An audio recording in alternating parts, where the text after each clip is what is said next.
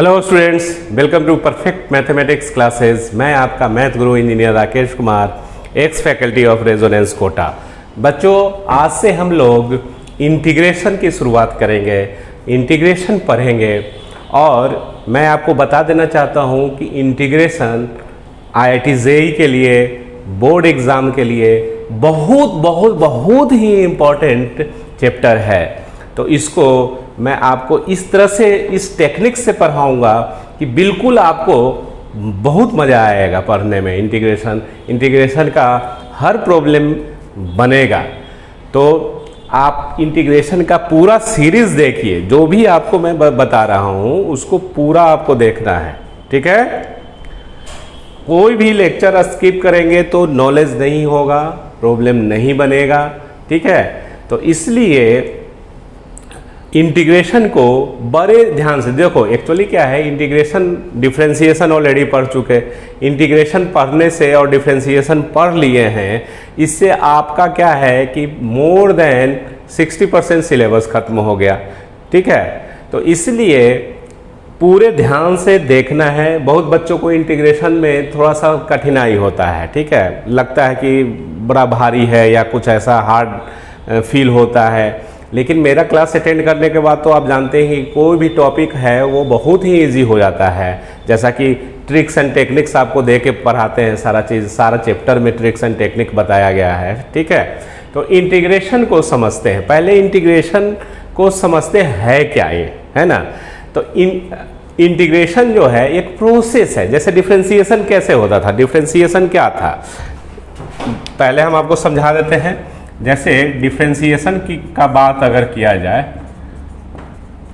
जो कि पढ़ लिए हैं, तो डिफरेंशिएशन क्या है, प्रोसेस है, मेथड है, process to find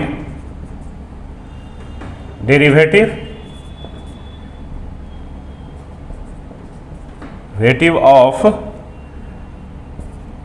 of function. उसी तरह से इंटीग्रेशन भी जो है वो क्या है, इंटीग्रेशन भी जो है प्रोसेस है। इंटीग्रेशन पहले समझते हैं चीज़ों को, उसके बाद इसका डेफिनेशन पे आएंगे। तो ये डेफिनेशन ही है। इंटीग्रेशन किसको कहते हैं, इंटीग्रेशन इज अ प्रोसेस या मेथड टू फाइंड इंटीग्रल कैसे, ये डेरिवेटिव वर्ड है डिफरेंशिएशन में, उसी तरह से इंटीग्रेशन में इंटीग्रल ऑफ फंक्शन। ये प्रोसेस है। इंटीग्रेशन क्या होता है, इंटीग्रल निकालने का मेथड है, विधि है, प्रोसेस है, उसी को हम लोग इंटीग्रेशन बोलते हैं। डिफरेंशिएशन कैसे था, डेरिवेटिव निकालने का, किसी फंक्शन का डेरिवेटिव निकालते थे, सोल्व करते थे, तो उसी को हम लोग डिफरेंशिएशन बोलते हैं, ठीक है। तो हम इससे कोरिलेट इसलिए कर रहे हैं कि डिफरेंशिएशन ऑलरेडी मालूम है, पढ़ा दिए हैं, ठीक है। अब इंटीग्रेशन को समझते हैं कि क्या है। तो इंटीग्रेशन कुछ नहीं, it is nothing but anti derivative, उल्टा, डिफरेंशिएशन का उल्टा, उल्टा पुल्टा इसलिए हम बोलते हैं। तो डिफरेंशिएशन का क्या है, उल्टा जो होगा वो इंटीग्रेशन होगा। समझ में आ रहा है। तो कैसे एग्जाम्पल लेके समझते हैं और आगे इसको बढ़ाते हैं। जैसे मान लीजिए कि आपको एक्स स्क्वायर का डेरिवेटिव, ये तो सब जानता है ना, कि 2x होगा। शायद ही कोई ऐसा बच्चा होगा कि जो नहीं जानता होगा, साइंस वाले स्ट्रीम के स्टूडेंट। तो एक्स स्क्वायर का डेरिवेटिव एक्स के रिस्पेक्ट में ये क्या होता है, 2x होता है। तो अगर हम इंटीग्रेशन का बात करें, ठीक है, कि इंटीग्रेशन क्या होगा, तो उल्टा, मतलब एक्स स्क्वायर का डेरिवेटिव 2x, तो 2x का इंटीग्रल एक्स स्क्वायर होना चाहिए, है कि नहीं। तो इंटीग्रेशन, इसलिए इसका इंटीग्रल साइन को ऐसे ऐसे सांप जैसा है ना, सांप डस लेगा वैसा, ऐसे, ठीक है। या इसको आप ऐसे, मतलब जो अम्ब्रेला रहता है उस टाइप का भी ये है ना। तो ये सिंबल है इंटीग्रल का। अब 2x का इंटीग्रल जो होगा वो क्या होगा, तो 2x, देखो x स्क्वायर का डिफरेंशिएशन 2x हुआ, तो 2x का इंटीग्रेशन क्या होना चाहिए, x स्क्वायर, ठीक है, x स्क्वायर। क्लियर, ये होना चाहिए। अभी थामा, ये नहीं कि ये गलत है, इसमें c जोड़ेंगे क्या करेंगे, वो अभी हम बता रहे हैं। c ऐड होगा, कांस्टेंट ऑफ इंटीग्रेशन जिसको बोलते हैं, ठीक है। तो अब इसका मतलब क्या हुआ कि ये तो सही में इंटीग्रेशन जो है डिफरेंशिएशन का उल्टा है। डिफरेंशिएशन का जो रिजल्ट आ रहा है वही इसका इंटीग्रेशन का ये रिजल्ट हो जाएगा, है ना। अब बात अगर करें कि पहला ये इसका ये इस तरह से हम लोग इधर लिखेंगे, ये इंटीग्रल का कोरिलेट कर रहे हैं। अगर हम बात करते हैं x स्क्वायर प्लस 10 का, तो बच्चों इसका भी डेरिवेटिव जो होगा वो क्या होगा, 2x ही होगा, 2x ही होगा। तो इसका मतलब क्या हुआ कि अगर इससे हम अगर देखें कि इसका इंटीग्रेशन अगर देखते हैं तो क्या आएगा, इसका इंटीग्रेशन 2x का x स्क्वायर प्लस 10 होगा कि नहीं होगा, ठीक है। दूसरा अगर हम बात करते हैं, अगर इस तरह से x डिफरेंशिएशन पे पहले बात कर लो, dx x स्क्वायर माइनस 20, तो इसका भी 2x होगा। तो देयरफॉर 2x का इंटीग्रेशन, इसका डिफरेंशिएशन 2x, तो 2x का integration x square minus 20, x square minus 20। इससे हमको क्या समझ में आ रहा है कि फंक्शन तो x स्क्वायर हो या x स्क्वायर प्लस 10 हो या x स्क्वायर माइनस 20 हो या x स्क्वायर माइनस 10 हो, सबका ये डिफरेंशिएशन, क्योंकि जानते हैं कि कांस्टेंट का डिफरेंशिएशन 0 होता है, तो ये सब का डेरिवेटिव जो आ रहा है वो 2x ही आ रहा है, 2x। लेकिन 2x का इंटीग्रल x स्क्वायर भी है, 2x का इंटीग्रल x स्क्वायर प्लस 10 भी आ रहा है, 2x का इंटीग्रल x स्क्वायर माइनस 20 भी आ रहा है। तो इससे हमको क्या मिलता है कि जो इंटीग्रल है, ये इंटीग्रल जो है इसका कोई भी एक फिक्स्ड वैल्यू नहीं है।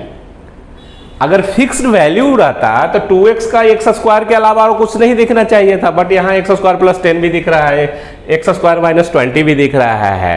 तो इसका इनफाइनाइट वैल्यू होता है, दैट इज इनडेफिनिट इंटीग्रल जिसको हम लोग बोलते हैं। इनडेफिनिट मतलब कोई डेफिनिट वैल्यू नहीं है, इनडेफिनिट इनफाइनाइट वैल्यूज होता है, ठीक है। तो ये सब को हम लोग को मेंटेन करने के लिए, चाहे वो यहाँ पे प्लस 10 हो या माइनस 10 हो, कोई भी एक कांस्टेंट ऐड करने की जरूरत है, जो ऐड करने के बाद क्या होगा कि इसका प्रॉपर सॉल्यूशन दे पाएगा, इनडेफिनिट सॉल्यूशन दे पाएगा, इनफाइनाइट सॉल्यूशन दे पाएगा। इस रीजन से हम लोग क्या करते हैं कि एक constant of integration c add कर देते हैं। 2x dx का integration x square plus c। अब c का वैल्यू चाहे 10 हो सकता है या माइनस 20 हो सकता है या कोई भी any number, whether it is positive number या निगेटिव नंबर, कुछ भी हो सकता है c का वैल्यू, ठीक है। तो ये, और इसको हम लोग जो नोटेशन है वो बाद में पढ़ेंगे, लेकिन इसको हम लोग क्या बोलते हैं, कांस्टेंट ऑफ इंटीग्रेशन।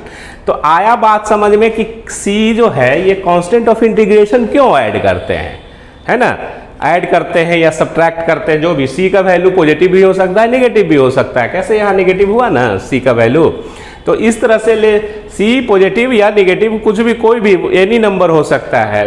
तो बच्चों कांस्टेंट ऑफ इंटीग्रेशन क्यों ऐड करने की जरूरत पड़ा, क्योंकि इंटीग्रल का वैल्यू फिक्स नहीं है, कोई पार्टिकुलर सॉल्यूशन नहीं आएगा, इनफाइनाइट वैल्यू पॉसिबल है। देख रहे हो 2x का इंटीग्रेशन x स्क्वायर भी हुआ था, 2x का इंटीग्रेशन x स्क्वायर प्लस 10 भी हो रहा है। जैसा इधर डेरिवेटिव लेंगे उसके हिसाब से इसका रिजल्ट दिख रहा है, इसका रिजल्ट ये x स्क्वायर माइनस 20 भी हो रहा है। इसका मतलब ये है कि पार्टिकुलर 2x जो फंक्शन है उसी का इंटीग्रेशन ये भी है, ये भी है, ये भी है, भी है।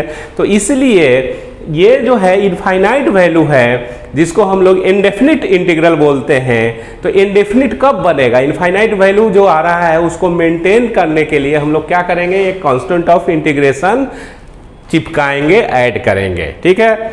तो इस तरह से आप देख रहे हैं कि इंटीग्रेशन क्या है, ये इंटीग्रेशन का सिंबल है।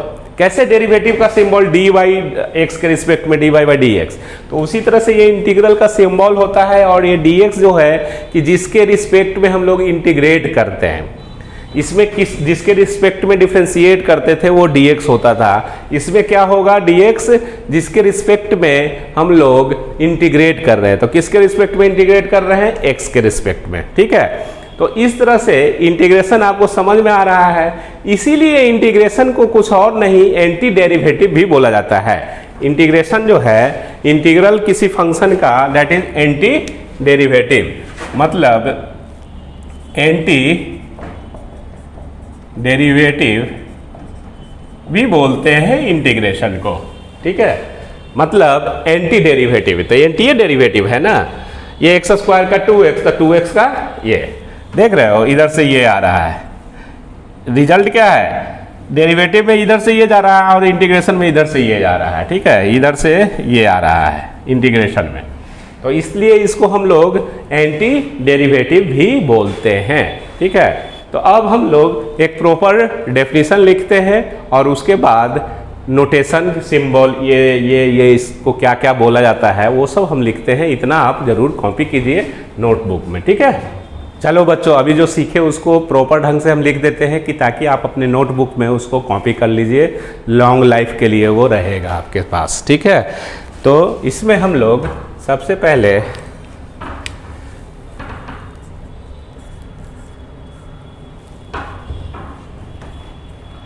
Anti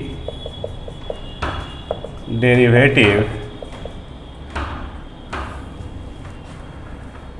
of a function is called integral of that function। दूसरा, the process to finding the integral of a function is called integration, ठीक है। PMC third, d upon D x F x, मान लीजिए किसी function का derivative capital F of x ऐसे है, तो देयरफॉर हम लोग इसका इंटीग्रेशन क्या लिख सकते हैं, इसका इंटीग्रेशन क्या होगा,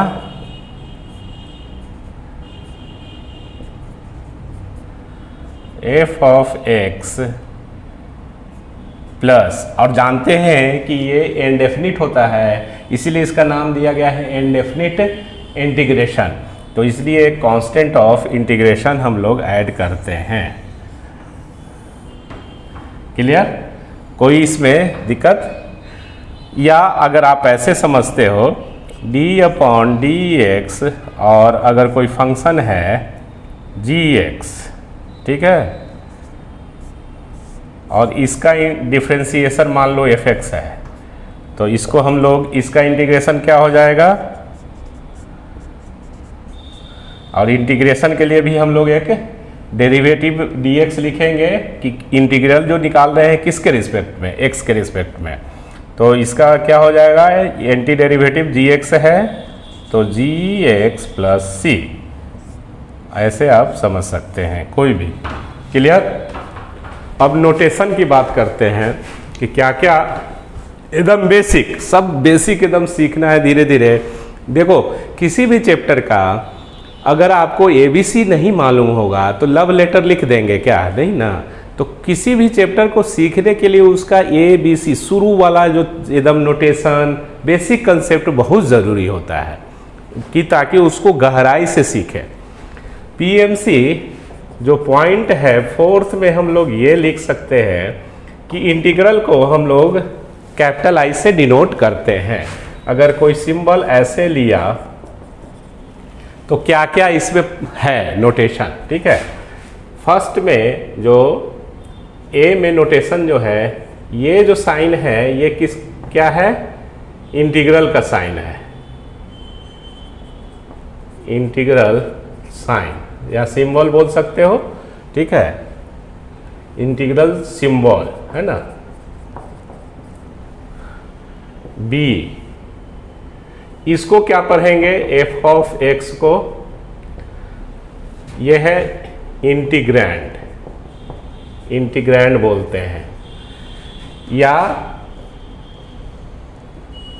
ऐसा फंक्शन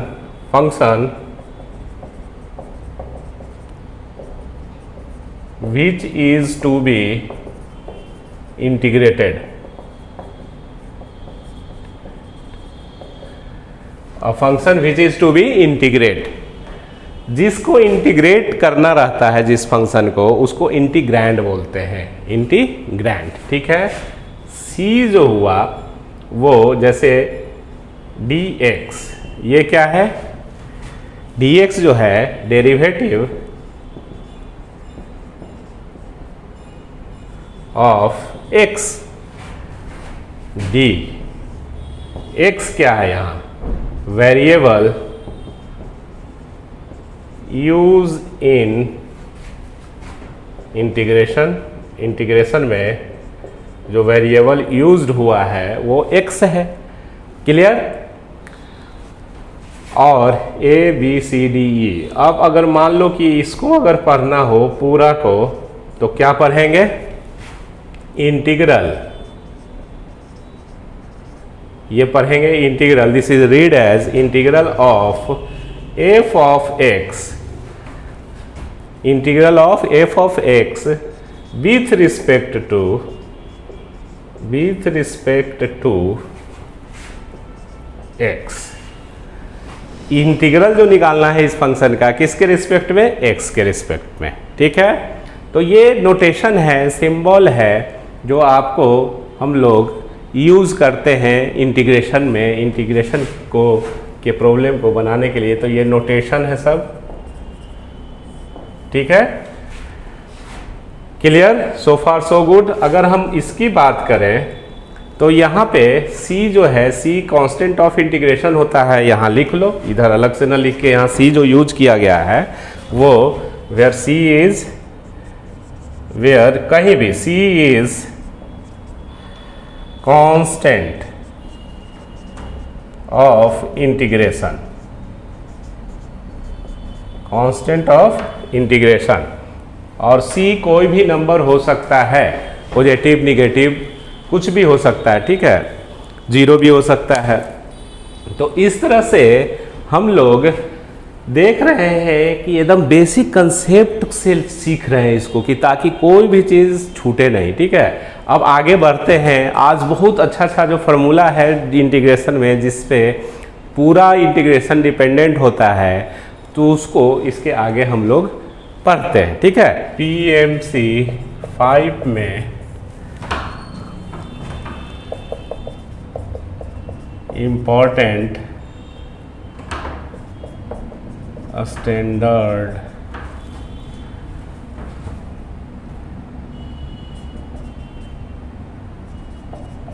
फॉर्मूले of integral of function.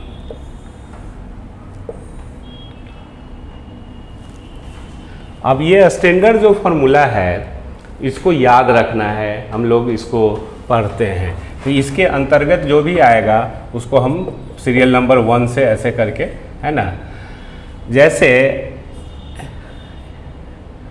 x का पावर n dx, तो इसका जो इंटीग्रल होगा वो x to the power n+1 और n+1, और एक कांस्टेंट ऑफ इंटीग्रेशन अपना ऐड कर देना है, where n should not be equal to -1, नहीं तो ये अनडिफाइंड हो जाएगा, क्लियर। तो ये आपका अलजेब्रिक फार्मूला पहला हुआ इंटीग्रेशन में, क्लियर। तो इसको कैसे समझोगे, कोई भी प्रॉब्लम बनाना है तो कैसे बनाएंगे वो देखिए। ये n जो है एन क्या होना चाहिए, एन -1 नहीं होना चाहिए, and N must be rational number, है ना। रेशनल नंबर -1 को छोड़कर बाकी सब नंबर चलेगा। तो x का पावर n dx का ये फॉर्मूला। अब ये देखो n को कवर करो, n को मतलब ढक दो, कवर कर दो, तो क्या दिखता है x, तो उसी के रिस्पेक्ट में इंटीग्रेशन होना चाहिए, मतलब जो बेस है उसके रिस्पेक्ट में इंटीग्रेशन होना चाहिए, तब आप इसको बोल सकते हैं direct integration. This is direct integration. और इसी सब पे जैसे अब अलजेब्रा का कोई भी प्रॉब्लम आएगा तो इसी पे सेट करके बनाना है, उसको सोल्व करना है। तो ये स्टैंडर्ड फार्मूला है, स्टैंडर्ड फॉर्म है अलजेब्रिक इंटीग्रेशन का। क्लियर। अब इसको हम एक्सप्लेन करते हैं ये कैसे आया, तो आपको सीखने में अच्छा लगेगा। हम लोग d/dx और x n+1 और n+1 इसका अगर हम डेरिवेटिव करते हैं, n+1 तो बाहर आ जाएगा और n+1 ये निकल जाएगा और n आ जाएगा पावर में, इसका डेरिवेटिव क्या हुआ, x⁴n होगा ना। तो इसका इंटीग्रेशन क्या होगा, ये वाला, इसका इंटीग्रेशन ये रिवर्स प्रोसेस है, एंटी डेरिवेटिव होता है इंटीग्रेशन। तो इसलिए x⁴n और इसके लिए जो भी इंटीग्रल है वो किसी के रिस्पेक्ट में इंटीग्रेट करेंगे ना, तो dx जो था इधर जाएगा। तो इस तरह से क्या बना, x⁴n+1/n+1। और जानते हैं कि इनडिफिनिट इंटीग्रेशन के लिए इसका इनफाइनाइट वैल्यू होता है, तो उस चीज़ को मेंटेन रखने के लिए इनफाइनाइट वैल्यू इनडेफिनिट मेंटेन रखने के लिए constant of integration c add करते हैं। कोई भी कांस्टेंट आप जनरली c ऐड किया जाता है, c लिखा जाता है कि ताकि बच्चों को एक चीज़, अगर हम यहाँ कुछ दूसरा सिंबल लिखे तो आपको भी अजीब टाइप से अनकंफर्ट फील करोगे, है ना, तो वो चीज़ है। तो ये इस तरह से ये हो गया। अब जैसे एग्जाम्पल लेके समझते हैं, अगर मान लीजिए कि x7 dx, क्लियर, इसका आपको इंटीग्रल निकालना है। तो integral of x⁴7 with respect to x, तो क्या हुआ, n का वैल्यू यहाँ पे क्या हुआ, 7 हुआ। तो क्या करते हैं, एक ऐड करते हैं और उसी से डिवाइड कर देते हैं। क्लियर। तो ये प्लस कांस्टेंट ऑफ इंटीग्रेशन, इसमें एक ऐड किए और जो नंबर ऊपर बना ऐड करने के बाद वही नीचे लिखते हैं। क्लियर। तो इस तरह से आप कोई भी एग्जांपल लेके समझ सकते हो। x का पावर 50 dx, तो इसका इंटीग्रल क्या हो जाएगा, x⁴50 + 1 51/51 + c, ये आंसर हो गया। तो अलजेब्रिक इंटीग्रेशन में आपको ये ध्यान रखना है, इसका जो जनरल फार्मूला होगा वो क्या होगा, इन जनरल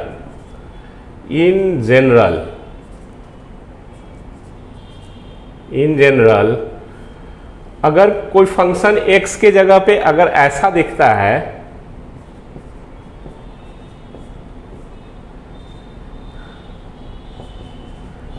तो इसका क्या फार्मूला बनेगा अलजेब्रिक इंटीग्रेशन में। ठीक है। तो इसका जो फार्मूला होगा ax + b और n+1 और डिवाइडेड बाई n+1, और साथ ही साथ x का जो कोफिशिएंट रहेगा, जो वेरिएबल है, वो भी नीचे में डिवाइड होगा।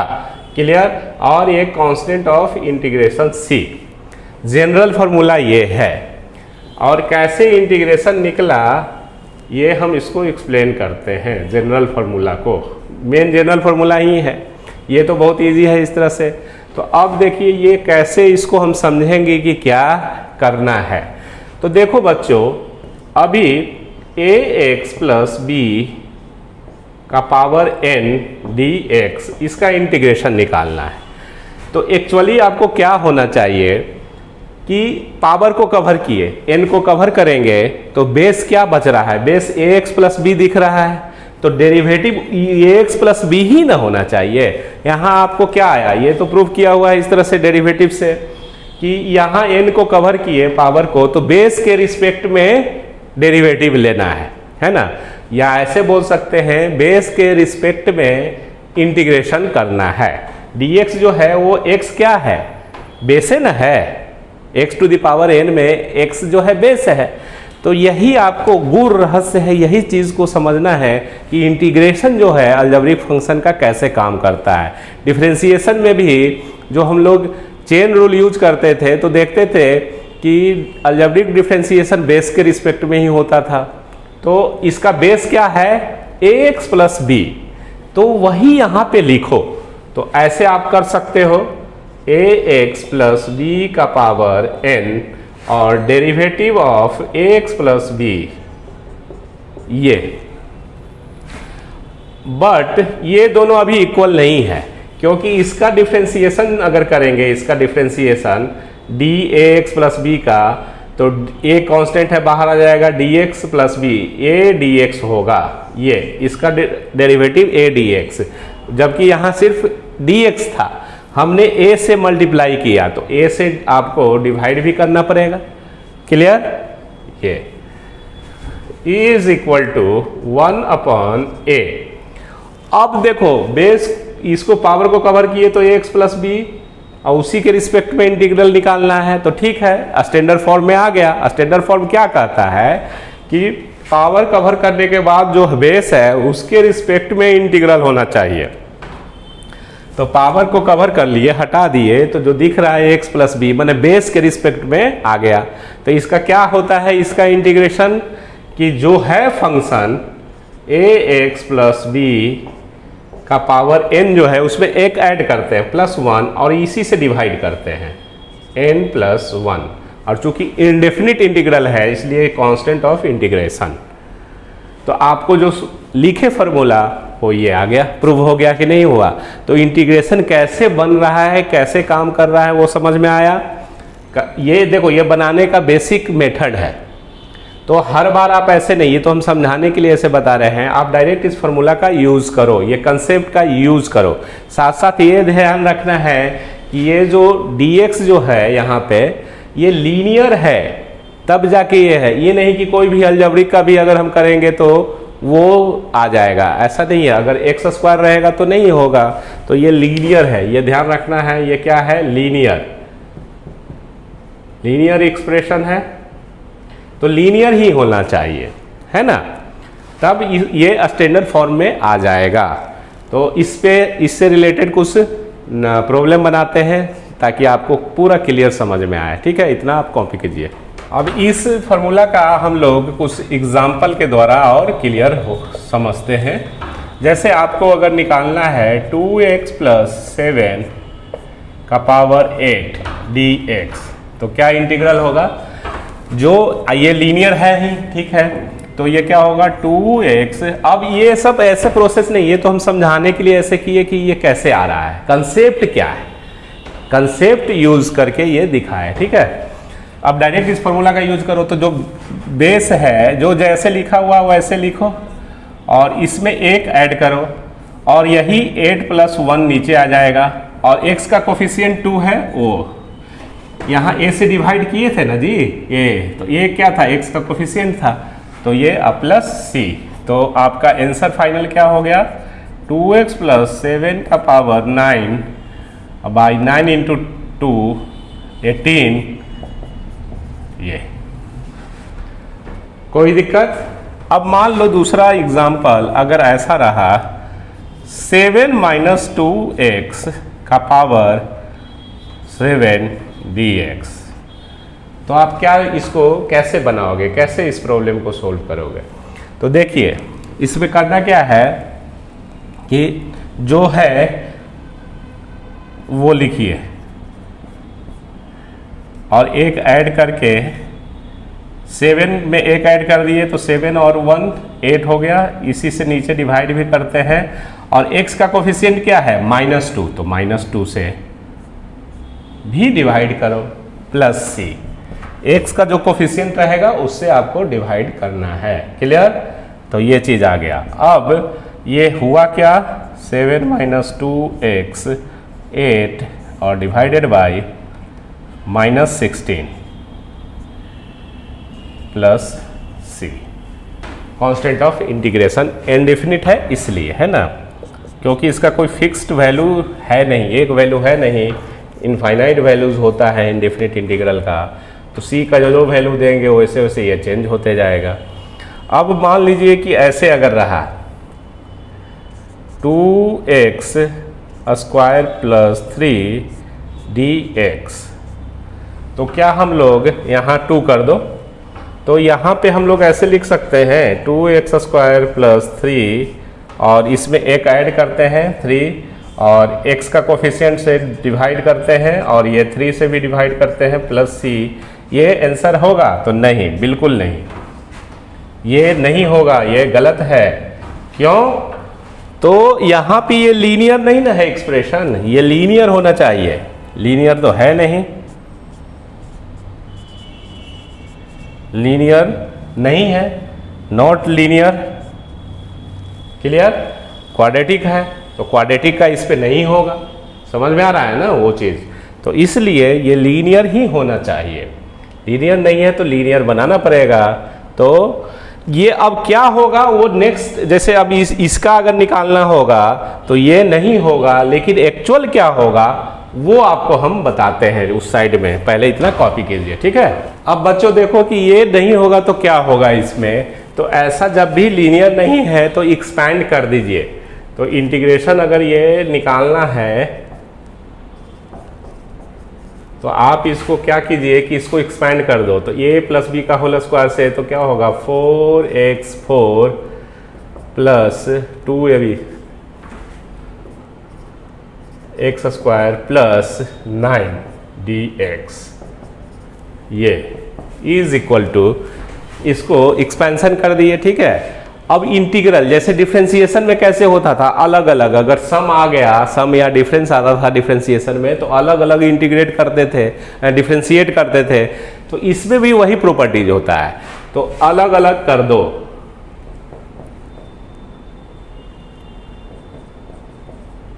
फिर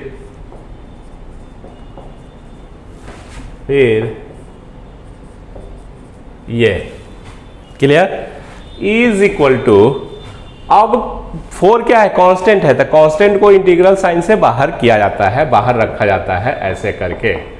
तो ये हो गया प्लस 12x स्क्वायर।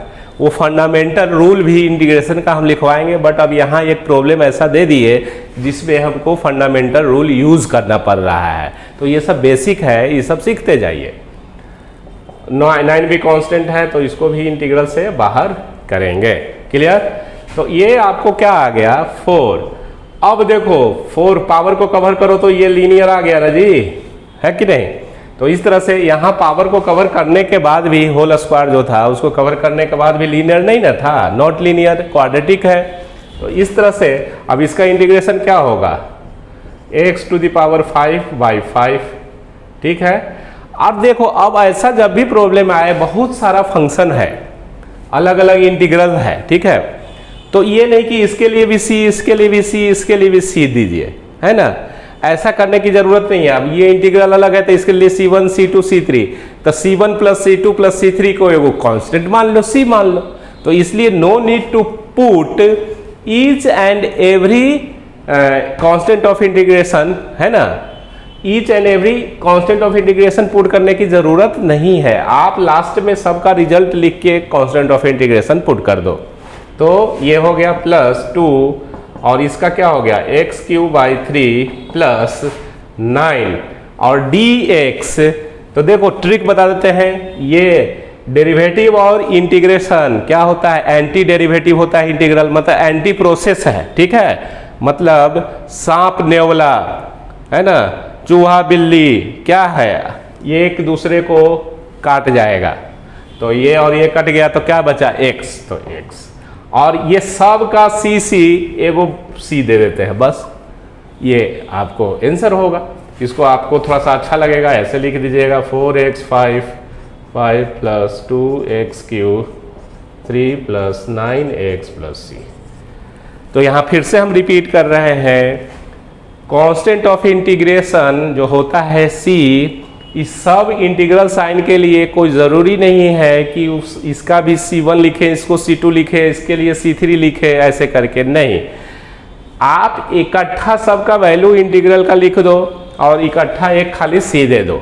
हाँ, इसके अंदर आप ये सोच सकते हो कि ये सी है क्या, तो ये कांस्टेंट ऑफ इंटीग्रेशन ही है और इसका कांस्टेंट ऑफ इंटीग्रेशन जो आएगा, इसका जो आएगा, इसका जो आएगा, उसी का ही सम है। समझ में आ रहा है? मतलब अगर c जो है आप समझ सकते हो c1 plus c2 plus c3 है, ये कुछ और नहीं, c1 plus c2 plus c3 है। इसका कांस्टेंट ऑफ इंटीग्रेशन c1, इसका कांस्टेंट ऑफ इंटीग्रेशन c2, इसका कांस्टेंट ऑफ इंटीग्रेशन c3, उसी का ये सम है। ठीक है, तो no need to put each and every times c1 c2 c3 ऐसा करके, खाली आप एक लास्ट में कांस्टेंट ऑफ इंटीग्रेशन डाल दो, तो ये बिल्कुल अच्छी तरह से समझ में आ गया, कोई इसमें इफ एंड बट नहीं। ये देखो ये जब भी dx का इंटीग्रेशन क्या होगा, x होगा, है ना। तो जैसे आप समझ सकते हैं, या ऐसे, ये तो टेक्निक है, ट्रिक है ये, इसको क्या बोलेंगे, ट्रिक। dx का इंटीग्रेशन x हुआ, ये और ये कट गया, x बच गया तो x लिख दिए। ठीक है, या आप ऐसे समझ सकते हो कि किसका डिफरेंशिएशन, एंटी प्रोसेस होता है ना इंटीग्रेशन, किसका डिफरेंशिएशन आपको x होगा,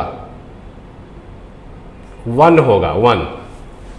ठीक है, किसका डिफरेंशिएशन, तो x का डिफरेंशिएशन, x का डिफरेंशिएशन 1 होगा x के रिस्पेक्ट में, तो 1 का इंटीग्रेशन 1 इंटू dx, 1 का इंटीग्रेशन x होगा, तो वही ना है 1 into dx, that is dx बराबर x। ऐसे भी आप समझ सकते हैं। ठीक है, और उस इतना करने का जरूरत नहीं है, आप आराम से जो ट्रिक बता रहे हैं कि dx जो हुआ dx, तो उसको कैसे करना है, dx का इंटीग्रेशन, ये तो जानते हैं कि डिफरेंशिएशन और इंटीग्रेशन एंटी प्रोसेस होता है। ठीक है, इन्वर्स प्रोसेस है, तो ये और ये काट के दिखाना नहीं है, समझाने के लिए बता रहे हैं। तो बचा क्या, x, तो x हो गया, वो कांस्टेंट ऑफ इंटीग्रेशन जोड़ दो। ठीक है, तो आपको बिल्कुल अच्छे तरह से समझ में आ रहा है। डायरेक्ट स्टैंडर्ड फार्मूला पे अगर सेट करना होगा तो ये यहाँ लीनियर होना ही चाहिए। ठीक है, तब जाके वो स्टैंडर्ड फॉर्म में अलजेब्रा का जो फार्मूला अभी बताए, डेवलप किए, उस फॉर्म पे आपको सेट करने के लिए ये लीनियर होना चाहिए। अदरवाइज अगर लीनियर नहीं है, क्वाड्रेटिक है, बाई क्वाड्रेटिक हो या कोई भी पॉलिनोमियल हो, तो आप पहले इसको एक्सपैंड कर दो, जो पावर है उसको एक्सपेंशन में लाओ, लिखो, और उसके बाद इंडिविजुअली इंटीग्रेट करो। क्लियर? चाहे वो फंक्शन अलजेब्रिक हो या ट्रिगोनोमेट्रिक फंक्शन हो, अगर प्लस आ गया या माइनस आ गया तो अलग अलग करके इंटीग्रेट होता है। ये बेसिक, ये फंडामेंटल रूल है इंटीग्रेशन का। क्लियर? तो अब इसके आगे हम लोग ये आपको अलजेब्रिक फंक्शन का पार्टिकुलर केस भी बता दिए और जनरलाइज्ड भी, ये सब जनरलाइज्ड में आ जाएगा कि जनरल कैसे निकालना है इसका इंटीग्रेशन। ठीक है, तो ये हो गया। अब इसके आगे हम लोग ट्रिगोनोमेट्रिक फंक्शन का देखते हैं कि इंटीग्रेशन कैसे आता है। ठीक है, तो इतना कॉपी कीजिए। PMC 6 में देखिए, अब इंटीग्रेशन ऑफ साइन x, तो साइन x का इंटीग्रेशन जो होगा minus cos x dx। Clear? अब कैसे एक्सप्लेन करते हैं इसको, differentiation of cos x is equal to minus sine x। Clear? तो cos x का डिफरेंशिएशन माइनस साइन x, तो साइन x का इंटीग्रेशन क्या हो जाएगा, ये माइनस इसके साथ दे दो तो माइनस cos x। समझ में आ रहा है ना? तो ये चीज है, इस तरह से साइन x का इंटीग्रेशन क्या हुआ, माइनस cos x। अब ये ध्यान रखना है कि इंटीग्रेशन जो ट्रिगोनोमेट्रिक फंक्शन का होता है वो किसके रिस्पेक्ट में, एंगल के रिस्पेक्ट में। डिफरेंशिएशन भी एंगल के रिस्पेक्ट में होता था और इंटीग्रल भी किसके रिस्पेक्ट में होगा, इंटीग्रल एंगल के रिस्पेक्ट में। स्टैंडर्ड फॉर्म की बात कर रहे हैं। ठीक है, अगर नहीं है तो उसको हम लोग को सब्स्टिट्यूशन मेथड, ट्रांसफॉर्मेशन मेथड लगा के, चेंज करके, जो भी है उसको हम लोग स्टैंडर्ड फॉर्म में लाते हैं। ये स्टैंडर्ड फॉर्म में है, तो ये x है एंगल, उसी के रिस्पेक्ट में है, तो इसका डायरेक्ट इंटीग्रेशन क्या हुआ माइनस कॉस एक्स। ठीक है, अब इसका जनरल अगर फॉर्मूला लिखना चाहेंगे तो क्या होगा, in general sine A X plus B D X, where A and B are real number. ठीक है, तो इसका इंटीग्रल क्या होगा, minus cos A X plus B. अब देखो इंटीग्रेशन क्या है, इंटीग्रेशन इन्वर्स प्रोसेस है डिफरेंशिएशन का। तो डिफरेंशिएशन में जनरली क्या होता था, मल्टीप्लाई करते थे ना चेन रूल लगा के, तो इसमें क्या होगा, डिवाइड होता है। जैसे कि अलजेब्रा वाला में देखे तो इसमें क्या होगा, एक्स का कोफिशिएंट क्या है, ए है, तो ए से डिवाइड कर दीजिए प्लस सी। ये आपका जनरल फॉर्म हो गया। यहाँ ध्यान रखना है कि ये जनरल जो फॉर्म है, तो एंगल जो है यहाँ पे जो एक्सप्रेशन लीनियर लिया गया है, लीनियर होना ही चाहिए। ठीक है, अब इसको हम एक्सप्लेन करते हैं कि कैसे ये नीचे में ए आ गया है ना, तो चीज़ों को समझना है। अब देखिए इंटीग्रेशन जो निकालना है कौन सा है, function X sine X plus B का। ठीक है, तो बच्चा लोग आपको क्या हम बोल रहे हैं कि जो डायरेक्ट जो फार्मूला होता है, डायरेक्ट जो स्टैंडर्ड फॉर्म जो है इंटीग्रेशन का, वो ट्रिगोनोमेट्रिक में किसके रिस्पेक्ट में इंटीग्रेशन होना चाहिए, तो एंगल के रिस्पेक्ट में। तो एंगल क्या है, ए एक्स प्लस बी, तो इसलिए हम लोग इसको ऐसे लिख सकते हैं, D A X plus B, ये लिख सकते हैं बिल्कुल। लेकिन अभी और ये इक्वल नहीं हुआ, क्योंकि इसका डेरिवेटिव क्या आ रहा है, इसका डेरिवेटिव जो आ जाएगा D A X plus B का डेरिवेटिव आ जाएगा, ए कांस्टेंट है डी एक्स, और डी अब बी कांस्टेंट है तो डेरिवेटिव 0 हो जाएगा, तो ये डी एक्स। तो आपका इधर ए डी एक्स नहीं था, सिंपली डी एक्स था, तो हमने तो यहाँ ए से मल्टीप्लाई कर दिया, ये लिखा मतलब ए डी एक्स है, तो इसलिए a से आपको यहाँ पे कांस्टेंट है, तो ये इंटीग्रल से बाहर डिवाइड भी करना होगा। अब this one is equal to this one, clear. तो अब आपका एकदम सिंपल आ गया, 1/a और इंटीग्रल ऑफ साइन का एंगल ax प्लस बी है, उसी के रिस्पेक्ट में इंटीग्रेशन हो रहा है, तो डायरेक्ट स्टैंडर्ड फॉर्म पे जाएगा, क्योंकि एंगल x है, यहाँ x है और यहाँ x है, तो माइनस क्या हो जाएगा, minus cos A X plus B, और बस प्लस सी, एक कांस्टेंट ऑफ इंटीग्रेशन कर दो, तो नीचे ए है, ये ऐसे। समझ में आया बिल्कुल कि कैसे इसको हम लोग मतलब जनरलाइज रूप से लिख सकते हैं। तो ये आपको ध्यान रखना है और ये भी नोट करके लिखना है कि इसका मतलब ये हुआ ए डी एक्स, क्लियर। और लीनियर रहेगा तभी होगा। अब आइए इससे रिलेटेड कुछ न्यूमेरिकल्स बनाते हैं ना, जैसे मान लो एग्जाम्पल के रूप में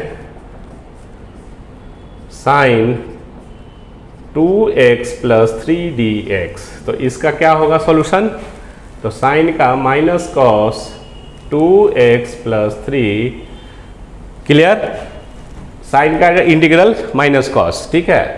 तो x का कोफिशिएंट कितना है 2 प्लस 2, तो 2 से डिवाइड होगा, ये हो गया। समझ में आ रहा है।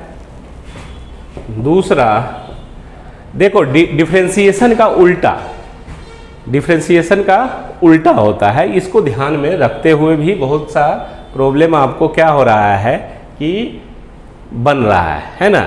जैसे अगर मान लो कि डिफरेंशिएट अगर करते थे साइन 2x प्लस 3 का सपोज, तो ये क्या आता था इसका result cos 2x plus 3, differentiation की बात कर रहे हैं। और फिर इसका होगा तो इंटू 2, ये तो ये क्या है कि डिफरेंशिएशन में 2 से मल्टीप्लाई हो जा रहा है, ये 2 से मल्टीप्लाई हो जा रहा है ना, x का कोफिशिएंट है। तो ये बोलता है कि भैया हम तो इंटीग्रेशन है, हम तो डिफरेंशिएशन के उल्टा है। आप अगर डिफरेंशिएशन में 2 से मल्टीप्लाई कीजिएगा तो हमको 2 से डिवाइड कीजिए, क्योंकि हम उल्टा है। समझ में आ रहा है ना? जैसे इसी का डिफरेंशिएशन अगर हम देखेंगे तो साइन 2x प्लस 3 का डिफरेंशिएशन2 cos 2x प्लस 3 होगा। ये तो सिंपल है। तो यहाँ एक्चुअली cos 2x प्लस 3 में क्या हो रहा है, 2 से मल्टीप्लाई हो रहा है डिफरेंशिएशन में। ये समझाने के लिए ट्रिक बता रहे हैं कि डिफरेंशिएशन बोला कि हम में मल्टीप्लाई हो रहा है, तो इंटीग्रेशन क्या बोलेगा कि हम भाई डिफरेंशिएशन के उल्टा हैं, तो हमको डिवाइड कीजिए। उसको 2 से मल्टीप्लाई कर रहे हैं तो हमको 2 से डिवाइड कर दीजिए, तो 2 से डिवाइड कर दो। समझने के लिए सब बता रहे हैं टेक्निक, ठीक है? तो ये चीज है। अब बाकी तो आपको प्रोसेस से समझा ही दिए हैं, टेक्निकली कैसे है। ये तो ट्रिक के द्वारा हम ऐसे बोल रहे हैं, है ना, कि ये काम हो रहा है। अगर मान लो कि integration sign 3 minus 2x dx का हमको इंटीग्रेशन निकालना है, तो क्या होगा बच्चा लोग बताओ, बोलिए। तो साइन का इंटीग्रेशन जानते हैं कि माइनस कॉस 3 माइनस 2x, कोई दिक्कत? और x का कोफिशिएंट से डिवाइड हो रहा है, x का कोफिशिएंट से डिवाइड हो रहा है ना, x का कोफिशिएंट से डिवाइड होता है।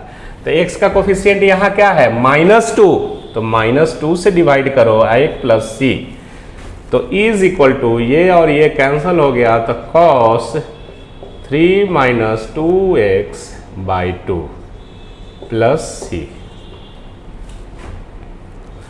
कोई इसमें दिक्कत वाली बात नहीं है ना। तो ये इस तरह से ये है थर्ड। अगर लेकिन ध्यान रखना है साइन, यही अगर हम मान लो कि ऐसे अगर आपको देते हैं अभी सिखाने के लिए 2x स्क्वायर प्लस 5 dx, तो क्या इसका answer minus cos 2x square plus 5 by, अब एक x का कोफिशिएंट मतलब 2 है, ठीक है ना। तो ये नहीं होगा, गलत है, x तो है ही नहीं। ये एंगल जो होना चाहिए वो लीनियर में होना चाहिए। It is not in linear, ठीक है, it is not linear, linear में होना चाहिए, तब आप डायरेक्ट स्टैंडर्ड फॉर्म को यूज कर सकते हैं। लीनियर नहीं है ये, अगर ऐसा है तो फिर दूसरा मेथड जो आगे जो सिलेबस जब बढ़ेगा, आगे जो हम लोग पढ़ेंगे, तो बारी बारी से स्टेप बाय स्टेप सीखना है, ठीक है। तो उसमें हम लोग सब्स्टिट्यूशंस लगा के इस प्रॉब्लम को सोल्व करते हैं, ठीक है। तो इस तरह से इसका डायरेक्ट इस पे सेट नहीं होगा। तो जनरलाइज जो स्टैंडर्ड फॉर्म है वो एंगल लीनियर ही होना चाहिए अगर हम अलजेब्रिक एक्सप्रेशन लिख रहे हैं। तो समझ में आ रही है इतना बात। तो साइन का बाकी सब का इसी तरह से होगा। तो साइन का हम लोग समझ लिए, अलजेब्रिक फंक्शन का समझ लिए, बेसिक नॉलेज ले लिए, तो इतना सारा ले लिए, अब क्या चाहिए, है ना। तो आज के क्लास के लिए इतना ही, और आने वाले दिनों में इसके आगे जो भी क्लासेज होगा वो बहुत ही सब इम्पोर्टेंट। आज तो ABC में AB टाइप का कुछ हुआ समझिए, तो है ना। तो इसलिए पूरे ध्यान से इंटीग्रेशन को सीखना है, ठीक है। तो उम्मीद करते हैं कि आप लोग सब अच्छे से पढ़ाई भी कर रहे होंगे, और डिफरेंशिएशन जो पढ़ा दिए हैं उसको खूब प्रैक्टिस करो बाबू। जो भी पढ़ाई हो चुका है उसको खूब अपने से प्रैक्टिस करो, खूब लिखो। जब तक पेन एंड पेपर पे नहीं वर्कआउट करोगे, ऐसा कुछ हमको इन्फॉर्मेशन मिला है, ठीक है, कि कुछ बच्चे जो ऑनलाइन क्लासेज कर रहे हैं वो अपने नोटबुक में नहीं लिखते हैं। तो ये उनका बेवकूफ़ी है, बेवकूफ़ी का हद हो गया। आप वीडियो लेक्चर देखते हो तो उसको जब तक अपने नोटबुक में नहीं लिखोगे तो इसका मतलब आप दिन काट रहे हो पढ़ाई के नाम पे। जस्ट एक मतलब क्या उसको बोलते हैं, लिपापोती कर रहे हैं पढ़ाई के नाम पे। तो ऐसे करने से अच्छा मार्क्स भी नहीं आएगा, नॉलेज भी नहीं होगा। जितना जो चीज़ बताते हो उसके अपने नोटबुक में ज़रूर लिखिए। वो नोटबुक आपके पास रहेगा, लिखने से क्या होगा कि आपको जो भी लिख रहे हैं तो अपने आप में एक फील होगा कि अच्छा ये ऐसे से हो रहा है, ये ऐसे से हो रहा है, यहाँ पे हमको दिक्कत हुआ, यहाँ पे नहीं दिक्कत, इस तरह से, ठीक है। और प्रॉब्लम अपने मन से खुद बनाइए, एनालाइज कीजिए, सीखिए, पढ़िए, तब जाके कुछ हो सकता है। ठीक है, तो समझ में आ रहा है बात ना? ठीक है, तो आज के लिए इतना ही।